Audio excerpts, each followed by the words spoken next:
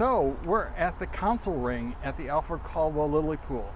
This is an idea that Alfred came up with, but he was also influenced by Jensen, who really came up with the idea the council ring is a mimic of what the American Indians would do.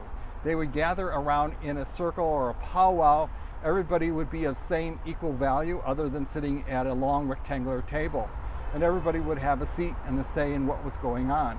In the middle of the council ring, we have the hearthstone. And the hearthstone, we could build a fire, have some s'mores. I could get on that hearthstone and tell you a tall tale. And it's interesting, the last project that was done by Alfred Caldwell is Lake Point Towers, which is just opposite of Navy Pier. And on top of their garage, they have a small forest. They have a pool, which has a cement bottom to it. They use it for ice skating in wintertime.